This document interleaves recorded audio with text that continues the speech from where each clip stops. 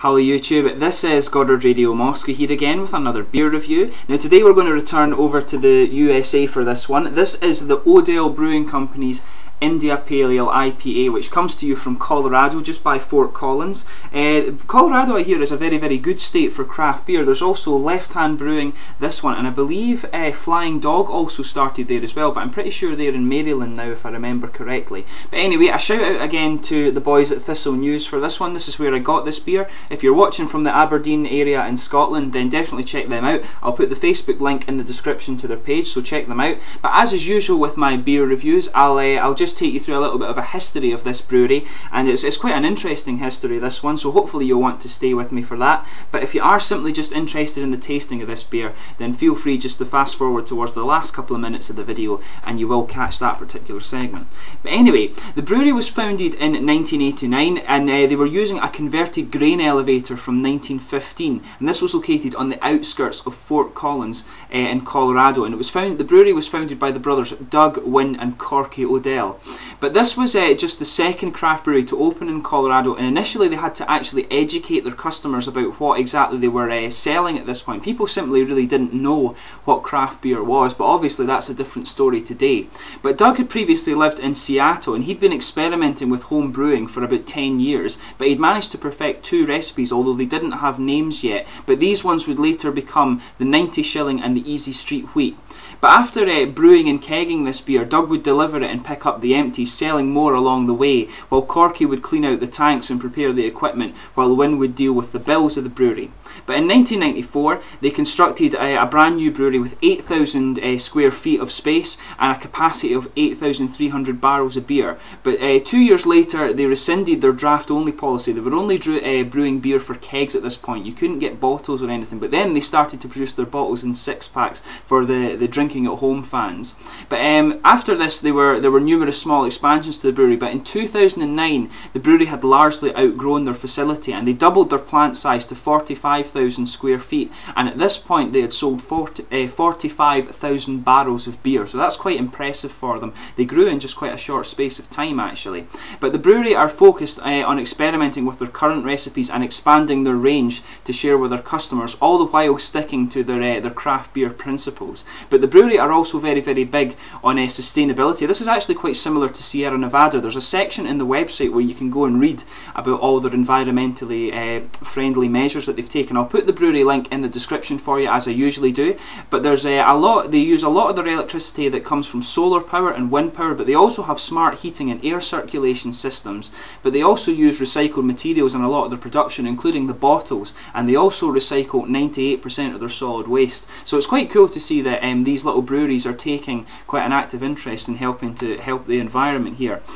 But at the brewery site, they have a tap room and they offer brewery tours. But here, apparently, you can try, at the tap room, you can try their experimental beers in what they call the pilot system. And this is exclusive to their tap room in some small local bars and restaurants. But you're basically trying their experimental beers that they're brewing on a very small scale, and that they're seeing what the response is, and they might bring them into the mainstream, essentially. But they also serve food at the brew house, and they donate the proceeds from that to local charities. And they actually do quite a lot in the way of philanthropy work. They're actually quite an interesting company. It's really cool. Maybe, as you never know, maybe as me being a chemist, I might end up working in the brewing industry. Who knows? Odell Brewery, perhaps. But actually, the guy who worked for the Cromarty Brewery that I reviewed just the other day for you, he worked at the Odell's Brewery in Colorado for a while. So there's another wee Scottish link for you.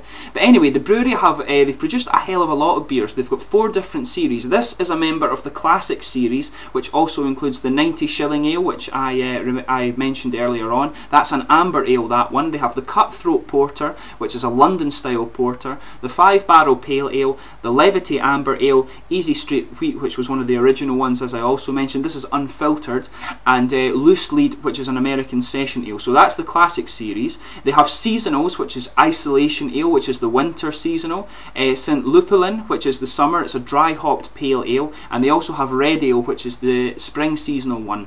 They also have the Woodcut Cellar series, and these are the big big bottles. This one's, most of the other stuff are 330ml bottles. But the Woodcut 7, which is a Russian Imperial Stout. There's Fernet Aged Porter. This one sounds interesting. It's a blend of regular and Fernet Barrel Aged Porter. It sounds quite nice. You've got Celestrina, which is a Saison Ale. They've got Tree Shaker Imperial Peach Ale. A Muste, which is a porter with grape juice. The Meddler, which is an old brown ale. Pond Hopper, which is double extra pale ale. And they've also got Freak, which was a very, very recent addition to the range, which is I'm sure this is Belgian inspired, but it's a cherry and raspberry ale. And they also have a 4-pack series, and this includes the Lugene Chocolate Milk Stout, Mountain Standard, which is a double black IPA, Double Pilsner, which is a Bohemian style Pilsner, obviously in the Czech Republic today, but and they also have the Mercenary in that one, which is a double IPA. So they've got a lot of nice beers that you can go and try. Hopefully I can find more of their stuff in Scotland. I'd really like to get through some more beers from this brewery. I've heard very, very good things, as I say, but just let's get on to the tasting now, and I'll just let you have a little look at the bottle and cap and stuff like that on this one. It's quite nicely presented, this one, as you can see, with it being the IPA. They've got the Indian elephant on there with the small ears and stuff. It's quite cool. It's a really nice bottle, this one, actually. I quite like how they've presented this one. There's a nice little bit of glasswork on there with the leaves that goes, it's basically the same pattern that's on the top of the label there. There's the bottle cap for those of you that's interested, the Odell leaf on there, Odell Brewing Company. But yeah, that's a really nice presented bottle. It's got a bit of a product description on the side. It says, ready to buck convention. We took the traditional IPA, originally shipped from England to India in the 1700s, and made it bolder, more flavoured American style. We've added new varieties of highly aromatic American hops to create distinctive bitterness profile and an incredible hop character. Hold on, hold tight and enjoy this ride. Odell Brewing Company. Sounds really nice, but let's get this guy out and get on with the tasting. I'll just sort this out a second. Here we are. But you've seen the bottle and cap. But this is a 7% IPA. As I say, it's brewed with all American hops, and it's won several awards at the beer. One of them includes the Beer World Cup, the Great American Beer Festival, and the North American Beer Awards. But let's get this guy out and get on with the tasting. As I say, it's 7%, so it's I think that's actually quite heavy for an IPA usually. Usually I think they're about 6%, but anyway, I've heard very, very good things about this beer. I can even smell this from opening up already. It's got a hell of a nose on it. Can tell already, but let's get this guy out. Okay, that's most of it. Just shake up the last little bit, get a nice little bit of head on it. That's a good way to pour your beer, by the way.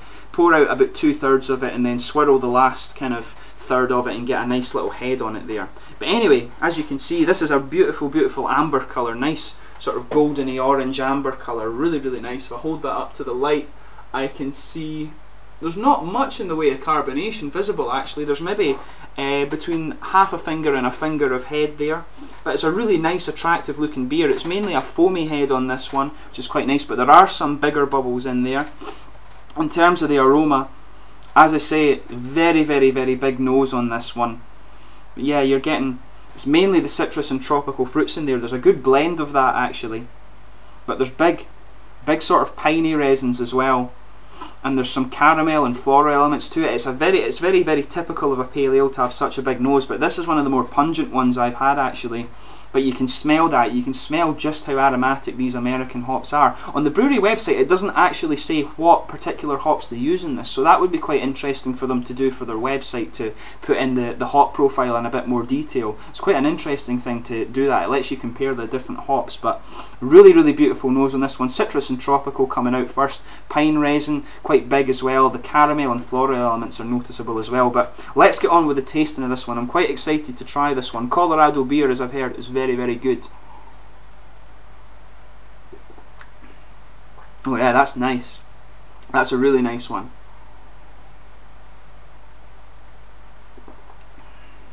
The thing that's coming out at the start, as with the nose, there's a big citrus element in there, and the pine resins in there as well. It's very, very well mixed together.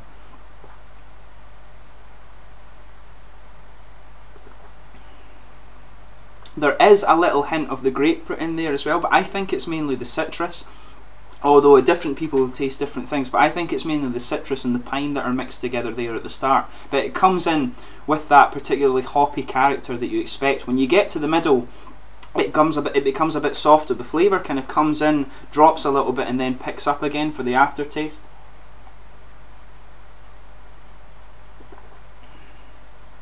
yeah, in the middle you're getting a sort of bready and caramel element to it, but then it returns to the sort of bitterness with the kind of not the caramel, the pine and the citrus afterwards, and the grapefruit in there as well. The aftertaste is quite citrusy and bitter. There's quite a bit of a bitter kick to this one at the end. But this is a really, really nice pale ale. This is probably one of my favourite pale ales that I've ever tried, actually. I've never had this one before, so it's interesting to try it. As I say, I'd heard very, very good things about this, and it certainly doesn't disappoint. But yeah, in terms of the mouth, I would describe this one as mid-bodied. It's quite crisp, actually, and it has quite a bit of bitterness to it, like I say, but it's surprising that it's not more dry. The hoppy bitterness is quite wet, to be honest with you. It's a really, really nice beer. I highly recommend you try this one out, but it's crisp. It has an element of crispness to it, and it's not easy drinking. It's mid. I would describe it as somewhere between easy and a bit more heavy going, if you like. But it has such a good flavour to it that's ideal, because you want to sort of linger over this one. It has a very, very big flavour that you really want to enjoy. It's not something you just want to sit and drink away on. This is an enjoyment beer. This one. It's really, really beautiful.